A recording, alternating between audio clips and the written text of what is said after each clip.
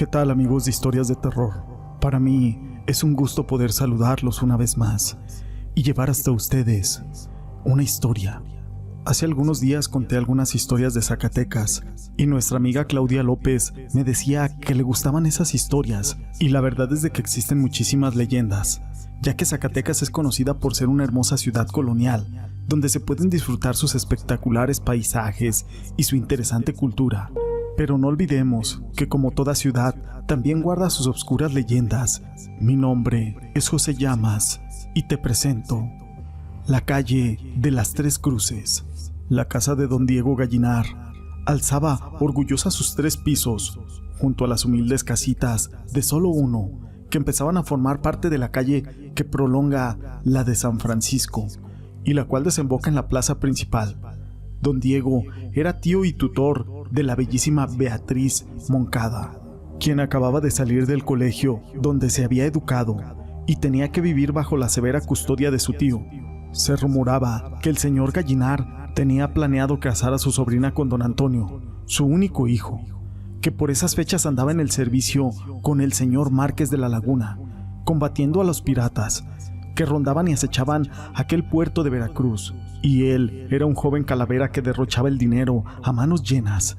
Se decía que una de las razones para llevar a cabo este enlace era que, una vez casada Beatriz con aquel señor Antonio, el señor Gallinar no tendría que dar cuenta a nadie de su patrimonio, de la rica heredera, a quien tenía más como presa en su lujosa casona que como una huésped.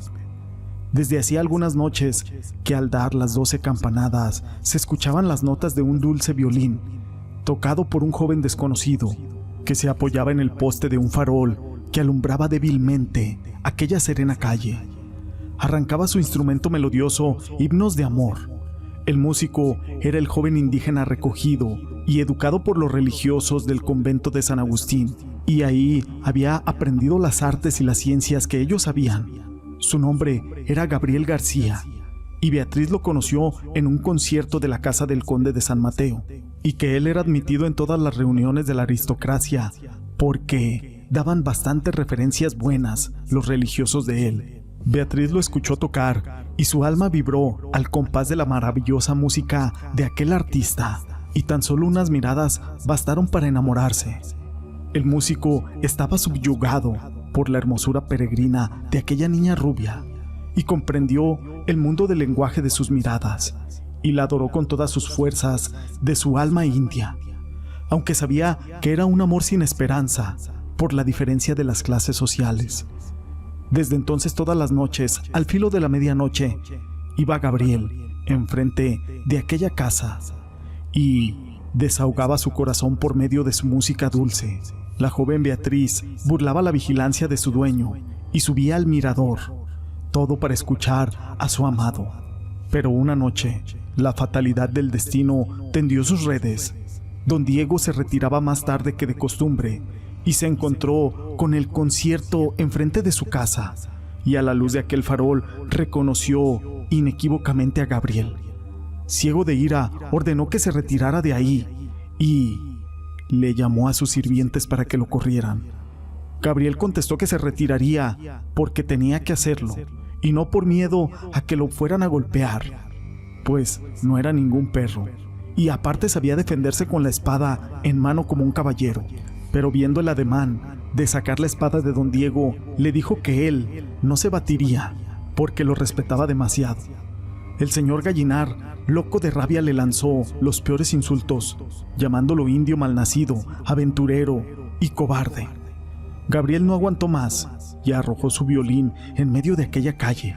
Así fue que desenvainó su espada y se puso en guardia con el propósito de defenderse, esto sin agredir.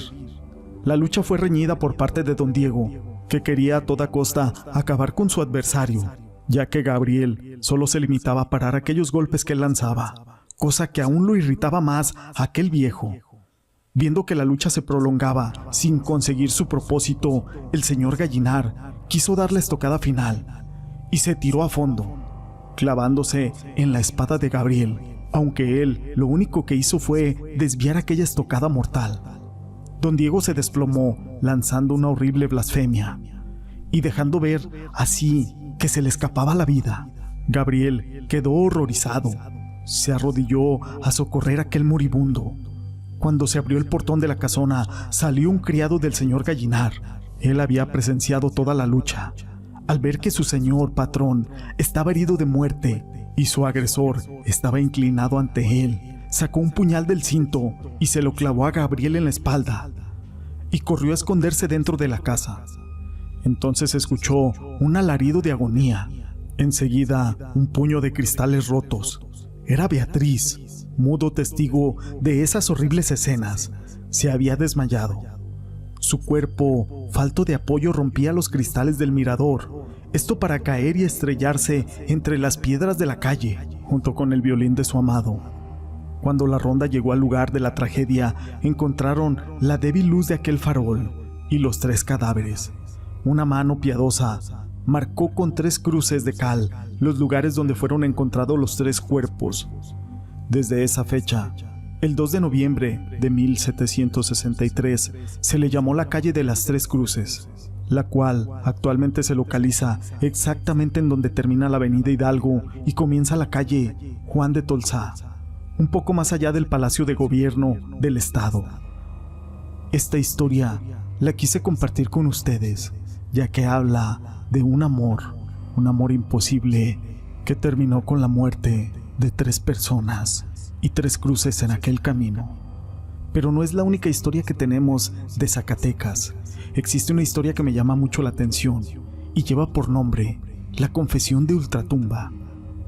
En el zócalo de la capital, dentro del circuito virreinal de Zacatecas, una parada obligatoria es el templo de Santo Domingo, localizado a un lado del ex templo jesuita y hoy Museo de Pedro Coronel. En contraste con la catedral, este templo está decorado en barroco puro y conserva los retablos originales. Fue estructurado a finales del 2008 y principios del 2009, pero esto no es importante. Corría el año de 1850, cuando el padre Martín Esqueda dormía tranquilamente en la notaría del templo. De repente una anciana tocó a la puerta, quien le pedía el auxilio para un enfermo muy grave y que lo tenía en casa. Así que aquel padre Martín, acostumbrado a que la gente fuera a altas horas de la noche, en busca de estos favores, aceptó.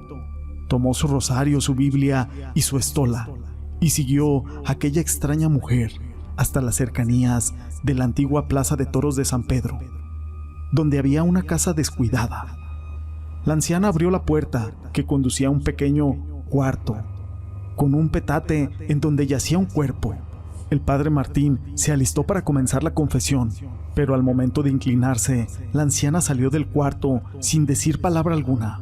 Cuando el padre tomó su labor, colocó la estola sobre una estaca que estaba clavada en la pared y se retiró. Al día siguiente se dio cuenta de que faltaba su estola, así que mandó a su monaguillo y a su sacristán por aquella prenda, pero regresaban con la misma respuesta. Nadie les abría la puerta. Así que decidió ir personalmente él, y tocó sin ninguna respuesta. Cuando el dueño de esas pequeñas casas se acercó al padre, y el padre le relató todo lo que había ocurrido una noche anterior, este muy impresionado le manifestó el miedo que le daba su casa, pues esas casas tenían ya muchos años deshabitadas.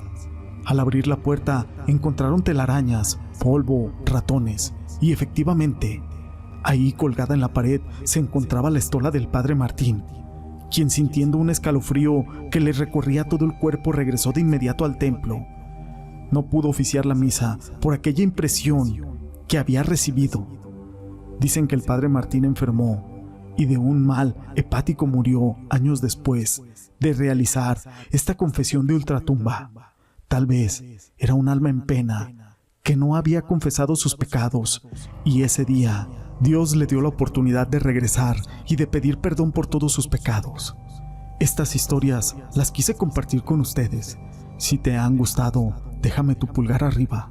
No olvides en dejar tus comentarios y gracias por ser parte de este canal.